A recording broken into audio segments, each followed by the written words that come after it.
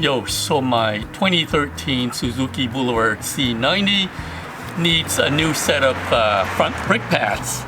And so the first thing I did was go on the internet to find if there's any videos or instruction on how to do this for the 2013 Suzuki Boulevard C90.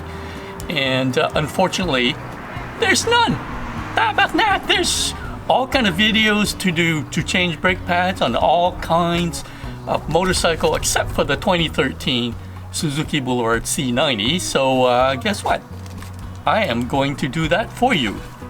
I bought a new set of pads. These are metallic one from Motorsports World in Ottawa. They gave me a deal on this, same price as the regular, I don't know, whatever material they normally make for these. Anyway, so without further ado, we're gonna go ahead and change out the brake pads. So the first thing we're gonna do is removing these caliper mounting bolts, 12 millimeters.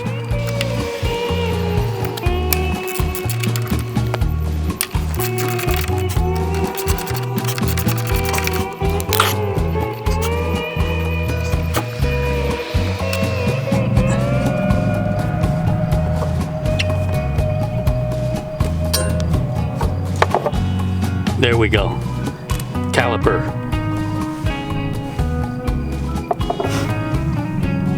Since there's no instruction on how to do this, we should examine how this works. Look like there's a pin here on one end of the caliper to hold the two brake pads to the caliper, and on the other end of the pads, they're just floating, sliding on a rail. So normally on this pin there would be some sort of a cotter pin to hold the pin in place, but here look like it's a screw type thing. So let's go ahead and remove this pin. That's only a cover.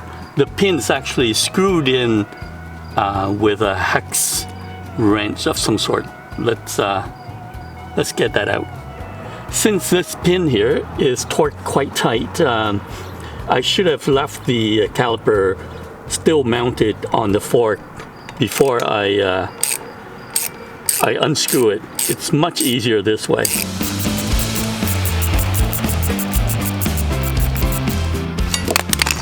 Oh, the pad came right out. Okay. Now I can remove these bolts and take the caliper right out and remove the remaining pad. There we go. So as you can see, the original pads are pretty worn. There's like a credit card thickness of pads left. So as you can see, on one of the pads there's a shim, the one on the far side of the piston. And since the new pads didn't come with shim, we're gonna remove this and reuse. So we finally got the shim off the old pads. As you can see, the shim is a piece of metal and it is holding a piece of insulation, a white piece of insulation in against the pad. So we're gonna reuse these. So here are the new EBC brake pads. Refocus. Yeah, they're metallic, and I think the first thing I'm going to do is put the shim back on one of them. Let's do that. All right, the shim is back onto the new brake pads. So the caliper is really dirty, and I think we need to clean it.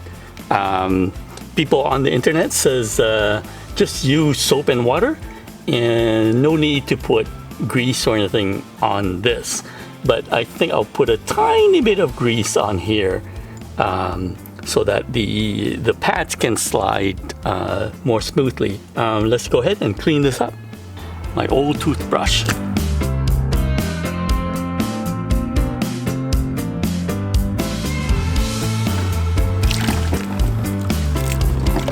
All right, The caliper is much cleaner now.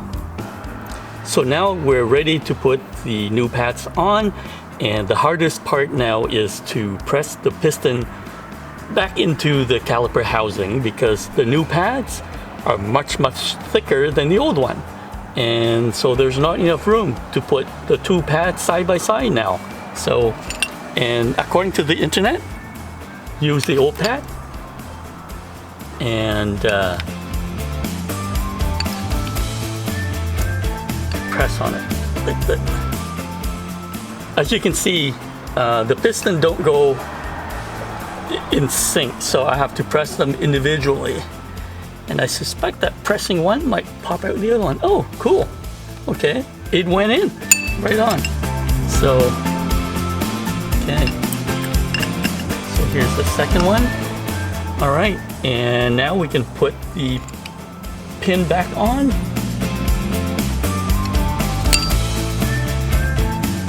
Okay. There's still not enough room, so let's press in a little bit more.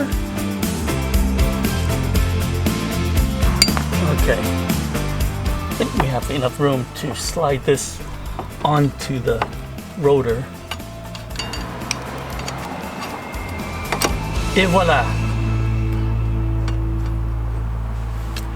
Okay, so first I'm going to torque this up. Okay, so I need to break out the torque wrench for this. This here is called the pad pin, and it is 17 Newton meter.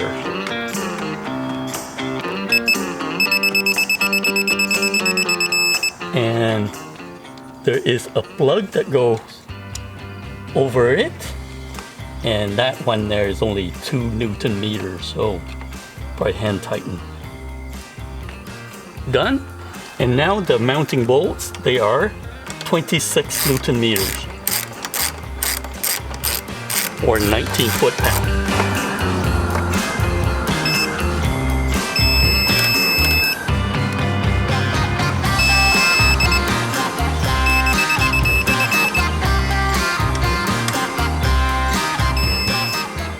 Well, the pads are in now, and the caliper is tightened.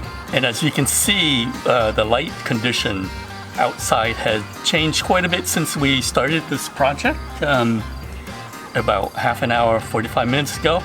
I think we need to check the brake fluid level to make sure that it is still within range, because we had to press the piston back quite a bit to accommodate the thicker new pads. Let's go check it. Well, as you can see, the fluid level is way up, so I'm going to have to open up the reservoir and bleed the brakes a little bit. Yeah, it needs it anyway. Since brake fluid is nasty stuff, we need to protect the bike against it.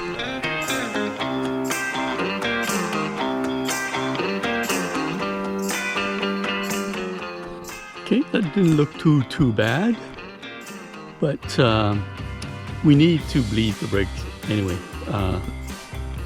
because the lever felt pretty crunchy when I press on the brakes.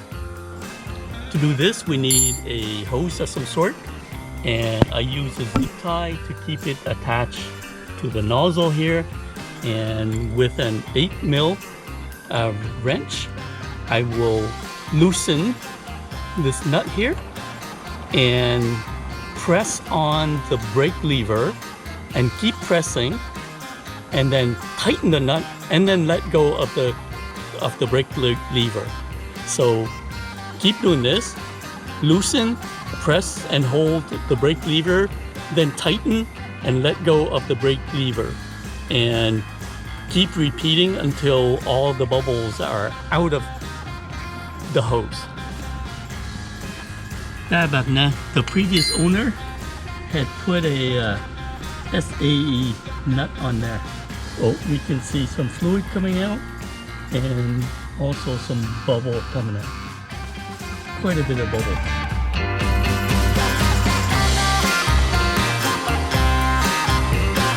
So now that we got all the bubbles out of the brake line, The fluid level is depleted somewhat, so we're gonna refill it. I remember last time I did this, I used DOT 5.1 brake fluid. They say .4 is good, .5 is really bad, but .5.1 should be okay. So let's do it. That's it, guys. It's all done. We got new pads on the bike, and we bled the brake line. So now we test drive. All right, let's go. All right, baby, she works really good. The first few stops was a little bit weak, but after that, the brakes start to catch more and more. And now it's rock and roll, baby. Let's go.